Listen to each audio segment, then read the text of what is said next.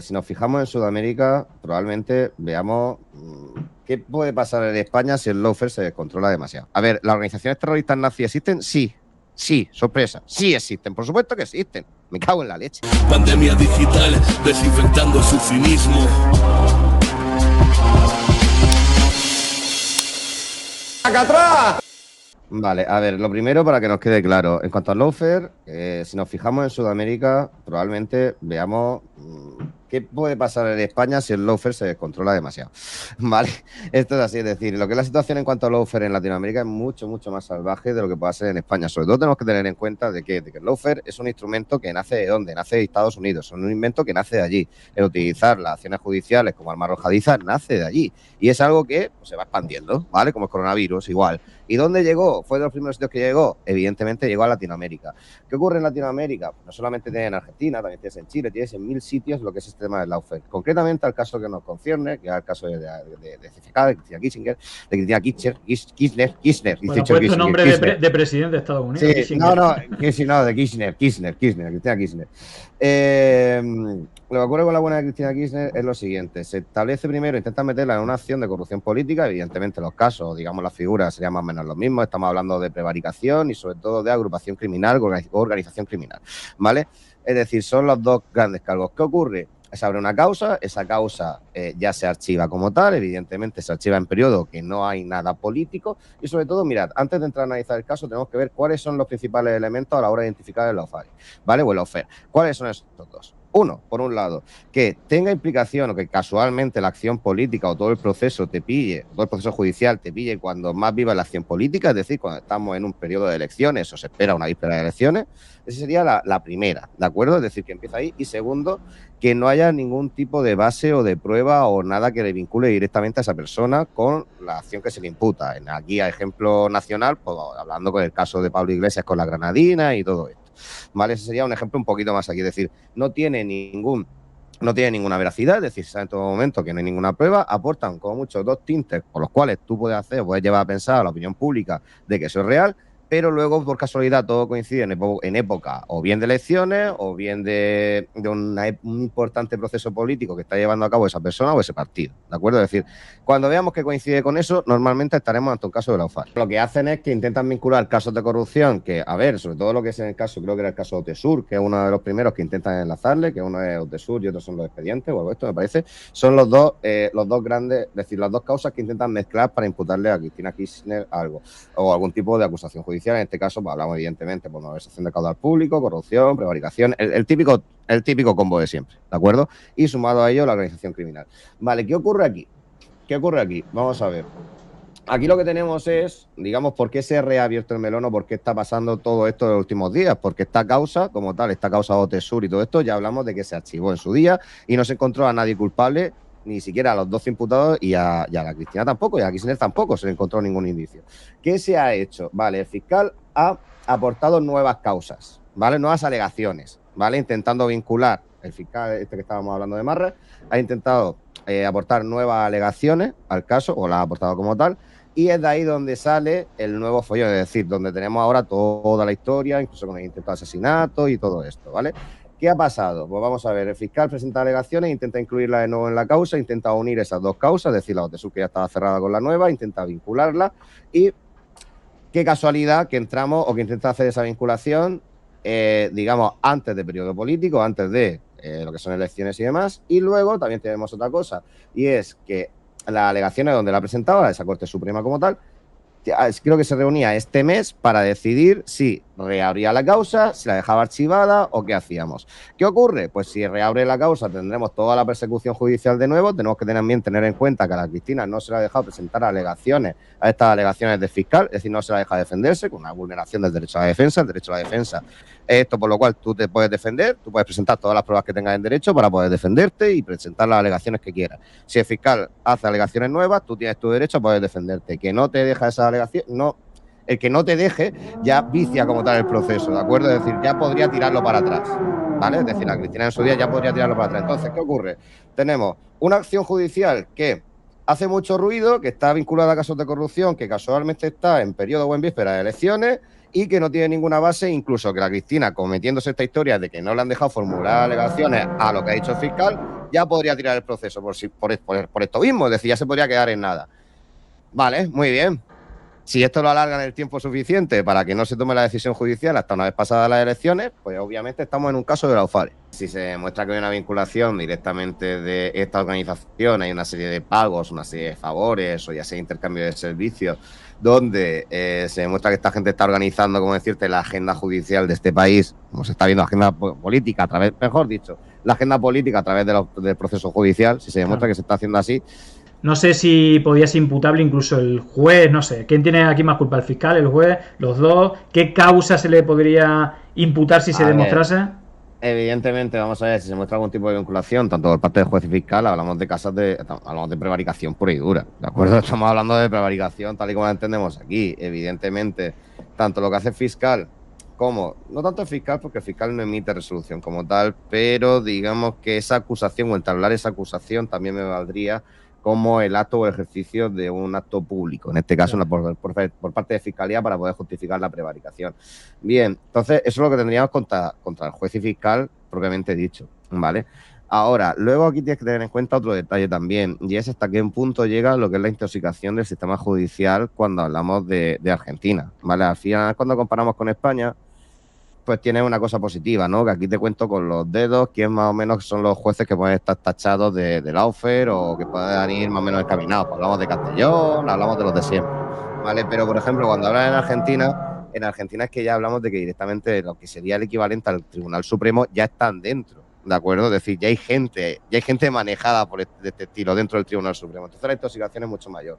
Entonces, claro, no solamente sería contra ellos, sino también muchas veces de por qué son ellos los que están llevando el caso, por qué le ha tocado directamente a ellos ese reparto, y entonces podría haber otra serie de... Claro, porque también. Mira, aquí comenta Iago García Ciabrión, que más o menos está al tanto, y de hecho, esto es una de las cosas. Esto es una de las cosas que en su declaración hay una hora de vídeo donde comparece Cristina hablando de la indefensión. Uno de los elementos que dice, o que se habla y que la prensa progresista ha escrito, que precisamente el juez se declaró incompetente, luego aceptó otro caso, que al final todo quedó y que luego lo ha vuelto a retomar. Bueno, ahí hay como un movimiento que nos recuerda un poco los movimientos de jueces de aquí, y hay una acusación contra Macri por colocar a sus jueces y una acusación contra el gobierno de no hacer nada. Es decir, un poco como lo que pasa aquí, que siguen estando los jueces elegidos por la derecha y que al final, con estos elementos que estamos hablando, pues se van a llevar por delante o tienen la intención. Parece que la sentencia, como he dicho, ya está escrita, porque si el fiscal y el juez se quedan a jugar a pádel con Macri y son colegas del mismo equipo de fútbol, pues no tiene pinta de que esto vaya a salir mal, ya que se han lanzado al barro. Y lo que sí plantearía es eso, es que bueno, ahí hay un movimiento, una politización de la justicia, que yo creo que está mal, pero que también en Argentina lo están haciendo, o parecería, ¿no? Desde fuera se ve un poco así. No, a ver, el problema es que esto siempre llega desde fuera, y siempre alguno que esté viviendo esto directamente desde dentro de Argentina te lo puede decir. Pero es que, no, pero está muy polarizado. Es decir, aquí los que defienden a Cristina a tope con Cristina, y cuando mete la pata a Cristina, que la mete muchas veces, la mayoría le defienden. O lo mismo con Macri, es decir, que están difundiendo a un tipo, a un chaval que no se parece absolutamente en nada, que tiene 15 años menos que el que ha intentado asesinar, y lo han viralizado. Mira, aquí está una foto con Cristina, un militante de 16 años, cuando el chaval este tendrá 35, y lo han viralizado. Mira, aquí está, y no se parece en nada, y da igual, es que el sesgo de confirmación me da igual, mientras esto sirva para mis intereses, pues... Es que ese es el problema. Al final, cuando el lawfare alcanza un... A ver, cuando ya te cargas, y esto voy a ser totalmente claro, cuando ya te cargas lo que es el sistema judicial hasta el punto de que ya no te puedes fiar de él, porque simplemente la causa que puedes tener abierta puede formar parte de una estrategia de marketing agresivo que es para joderte la campaña política, ¿vale? Cuando ya llegamos a ese punto, y claro, tú das cuenta de la locura que tiene que ser, y por eso te decía referencia al argentino, el que esté allí viviendo sabrá la locura. ¿Por qué? Porque mira en redes, no se puede fiar, mira, evidentemente, mira en medios de prensa, tampoco, mira el sistema judicial, tampoco. ¿Qué hace? Si te parece, pasamos a lo más grave que ha pasado esta semana, creo que fue el jueves a la noche, perdón, en el cual un chico de 35 años, de origen brasileño, pero que lleva viviendo en Argentina un montón de tiempo, llevaba ya hace años tatuajes, bueno, el sol negro, el martillo de Thor, una cruz amada de los nazis, bueno, símbolos nazis por todos lados, y parece que cuando fueron a su casa encontraron 100 balas, encontraron más simbología nazi y propaganda anti-K, por decirlo de alguna manera. Incluso en las investigaciones han determinado que le hacía scratches desde hace un mes, desde que Massa lo nombraron como superministro, para aliviar un poco la crisis, con más gente haciendo scratches, golpeando el coche cuando salía del parking, y aparte saliendo en la televisión criticando a Massa y a Kirchner. Bueno, en todo caso parece que tiene como todos los elementos, que es alguien que bueno, no sé si enajenado, pero al final le disparó un gatillo a 10 centímetros, la seguridad fue como el culo, pero no funcionó, no había la cámara, a pesar que tenía 5 balas, no estaba en la recámara la bala, o por lo que sea, o se la vieron mal. Pero la cuestión es que estamos ante un caso de, no sé si es magnicidio ya por el intento, o de intento de magnicidio, y esto judicialmente, ¿cómo se resolvería y cuáles serían los elementos para grabar o digamos que sea más tenue la condena, o no sé si es condena? Bueno, explícanos un poco, porque aquí la mayoría seguramente estemos perdidos. A ver, vamos sobre todo porque a la hora de compararlo con España es bastante más complejo, porque en España no es que solamente tengamos el magnicidio, sino que tenemos una figura un poquito especial, que es el regicidio, ¿vale? Como tal. Entonces, vamos a definir un poquito esto. Vamos a ver. Lo primero que tenemos que ocurre, o el evento que ocurre, o el suceso que ocurre el jueves por la noche, enfrente de la casa, creo que es, de la Kirchner, ¿vale? ¿Qué ocurre ahí? Ahí ocurre una cosita, y es: ¿por qué? ¿Qué se está produciendo en ese momento? Tenemos manifestaciones en la puerta de la Kirchner, tanto a favor como en contra. A favor, la gente que la estaba defendiendo, y a contra, la gente que le estaba echando críticas. ¿Pero por qué? Por todo este tema de la acción del lawfare, que ya venía, es decir, se hace público que el fiscal se aporta nuevas alegaciones, y es cuando se empieza a liar todo. Vale, entonces este es el primer síntoma, o digamos la cosa más peligrosa que tiene el lawfare, y es que al final hay gente que se lo cree. Si tú no eres capaz de ver lo que es todo lo que hay detrás y te crees todo el momento el argumento, y cuando se levantan las causas, o cuando directamente no se encuentra delito, piensan que es que el sistema judicial está viciado y no encontrar lo real, y es que no ha habido ninguna prueba en contra de esa persona, pues ¿qué ocurre? Pues que se produce el momento en el que llega el típico salvaje, el típico becerro, que coge una pistola y se va a la puerta de la casa de alguien e intenta pegarle 5 tiros. Entonces, ¿qué ocurre? Tenemos un chaval de unos 35 años que va a la puerta de la casa, y justo antes de subirse en el coche, ¿qué hace? Pues coge y dispara una pistola. Esa pistola, el modelo concreto con el que dispara, es una pistola automática, es decir, no era pistola semiautomática ni manual, es decir, no era de un gatillo solo, era directamente de apretamos y te suelto las 5 balas si quiero, ¿vale? Bien, ¿qué ocurre? Aquí tenemos esto de que evidentemente se encasquilla la pistola y no se produce ningún disparo. ¿Pero cuál era el objetivo? Evidentemente, con el tipo de arma que estaba utilizando, el objetivo era asegurar la muerte de la Cristina Kirchner. Bien, a partir de aquí, ¿qué tenemos? ¿Qué sería si la mata como tal? Sería magnicidio. ¿Cómo se define esa figura del magnicidio? Se define como el asesinato, el asesinato como tal, a un jefe de Estado o a un representante público, ¿vale? Ahora, cada país lo regula de una manera, cada país le da más grado, le da menos grado. En el caso de la Kirchner lo tendríamos como mucho en grado de tentativa, porque no se llegó a producir. Pero evidentemente el deseo del chaval era matarla como tal y como lo ha dicho en prensa, tal y como lo ha puesto ya posteriormente, tal y como lo han dicho sus amigos después, de que la pena era que no lo hubiera salido bien, que es lo que dice la gente.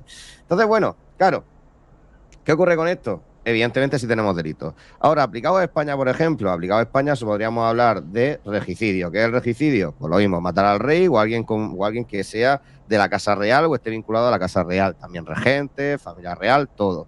¿Qué pena se le pone? Se le ponen 5 años más que el asesinato, como tal. Y los requisitos son los mismos que el asesinato. Simplemente una fórmula avanzada del asesinato, pero ya está. Claro. No tiene más. Y luego, por ejemplo, si viene algún mandatario extranjero y viene de otro país y viene aquí y se le hace alguna lesión, sí, se le protege lo mismo. Es decir, tiene un tipo agravado de lesiones y tiene un tipo agravado del asesinato, pero ya está, no tiene más. ¿Vale? Vale, parece que las investigaciones en las que están es más, sí. hay información agregada, como que toda la información que tenía el teléfono fue borrada, y esto es llamativo porque se supone que estaba detenido. Sí. Había otra de las cosas, yo estaba viendo como bastante información al respecto.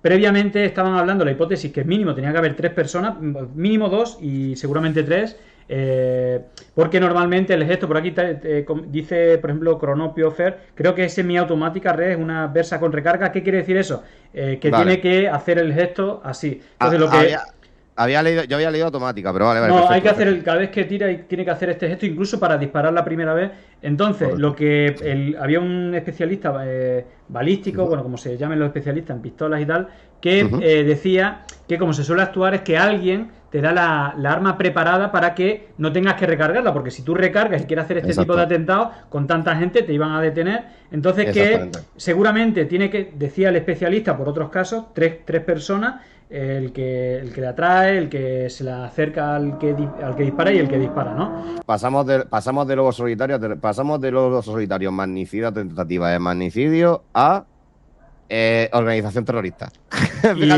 ¿Y ese salto a dónde nos lleva? Vale, ese salto nos lleva a que este hombre, ya como organización terrorista ya lo que le cae es un poquito mayor. Vamos a ver, si directamente se demuestra que ha sido una persona, porque vamos a ver, esa organización clásica, que bien te ha dicho el perito balístico, ¿vale? Como bien te da la organización clásica de cuando vas a cometer un asesinato, cómo suelen organizarse a nivel de sicario, ¿vale? Entonces, normalmente para asegurar lo que es el efecto de todo, uno la prepara, otro te la trae, se lleva cuidado y ahora esto es que directamente hace la acción. Y así no vinculan en ningún momento cómo ha aparecido el arma, puedes saltarte controles, puedes saltarte todo. Es mucho más fácil, por decirlo de alguna manera, ¿no? Simplifica el trabajo. Pero esto implica que ya no eres lobo solitario, esto implica que ya hay una organización criminal detrás. Cuando hablamos de una organización criminal de tinte político que es capaz de atentar contra un jefe de Estado, contra representantes del gobierno, estamos ante la definición de organización terrorista. Interna, sí, pero estamos delante de eso. Vale, entonces, ¿qué ocurre? Evoluciona todo para mal, obviamente. Se cogen directamente todos esos posibles implicados dentro de la causa, se coge toda esta gente y ya sería muy raro porque vamos a ver, cuando es directamente una organización criminal que va a asesinar a alguien, un ajuste de cuentas, dinerario, monetario, es decir, por el dinero, por un favor político y tal, se habla de eso, de organización criminal. No se habla de ese tinte terrorista. Cuando hablamos que hay una base ideológica de fondo que es la que motiva todo esto y muchas veces incrementada por el lawfare, es cuando ya entramos en estos terrenos. Claro. Es que es el detalle que te quería preguntar, no sé si antes lo hemos comentado. Es decir, que tenga simbología, imagínate, que tenga simbología nazi, que haya como ciertas características ideológicas, agravaría por tema de odio, es que no lo sé. Sí, es que ahí es cuando vamos a ver, al final tenemos, esto es una cosa que lo mismo nos explota la cabeza un poquito, pero tenemos que tener en cuenta que toda imposición de una ideología por la fuerza y atentando contra el propio Estado y en contra de las disposiciones del propio Estado es la definición que dio Gunther Jacobs ya en su época de lo que era una organización terrorista, ¿vale? O sea, ya se dijo en su día que esto se definía así, ¿de acuerdo? Entonces, claro que hay implicación que utilice, no simplemente el hecho de, a ver, ¿las organizaciones terroristas nazis existen? Sí, sorpresa, sí existen, por supuesto que existen, me cago en la leche, ¿vale? Pero, ¿qué ocurre? Que normalmente lo que son o llevarlo a acciones de sangre, como en este caso, es bastante más raro, ¿vale? Pero no nos tenemos que olvidar que sí se hace, es decir, si hacen ese tipo de acción, si es coordinada, si es tal. Ahora, lo que hay que ver es que no solamente esa simbología se quede en ese símbolo nazi que lleve tatuado, probablemente vaya una ideología detrás, una ideología de gobierno detrás, es decir, haya algo detrás de todo esto, sobre todo porque vemos que el hombre como tal sí estaba paseándose por medios de televisión anteriormente, o había crónica, había dado entrevistas, es decir, le estaban, no, digamos que no es alguien ajeno a la vida política o ideológica, ¿vale? Yeah. Y esto normalmente se valora mucho para ver esa vinculación, ¿vale? Más que, porque la cosa es, lo he hecho porque me apetecía, ¿vale? Lobo solitario, magnicidio, fuera. No, lo he hecho por motivos políticos, por tal, porque no sé qué. A ver, el dato que daban es que cuando fueron a su casa, que por lo visto amplió, es decir, como que tenía varias casas, no sé qué puede significar eso, y otro teléfono, es decir, como parece como que era como planificado, bueno, pues, sí. No sé, eso es una suposición, pero que encontraron, aparte de 100 balas, encontraron muchas cadenitas de las SS, cosas anti-K, como es decir, como muchos elementos políticos que, sí. parecía que se estaba como radicalizando, ¿no? Y luego hay otro elemento, y si quieres con este te termino de preguntar, porque aquí hay una conversación con la culpa que tienen los medios de comunicación en todo esto, y bueno, es que lo de Argentina es brutal, bueno, aquí también, sí que al final es bastante parecido, pero hay una cuestión que está el debate, y de hecho hay una periodista de derecha que tiene un artículo en Infobae, creo que se llama Nancy no sé cuánto, que hace un mea culpa, perdone señora presidenta, el intento de asesinato es culpa mía, o algo así es el titular, y claro. Hace un mea culpa cuando ella ha hecho un clic desde el asesinato y dice, hostia, es que estoy generando yo en primera persona con mis editoriales, con mi tal. Entonces, ahí está. Esa es la última pregunta que te quiero hacer, porque evidentemente hay campañas de odio, pero incluso campañas de odio con mentiras. Y aquí ya estamos. El papel, una triple pata, que es que siempre la hablamos aquí, el de los medios de comunicación que tienen un servicio público, el de los políticos que tienen otro servicio público y además están financiados con dinero público, exactamente.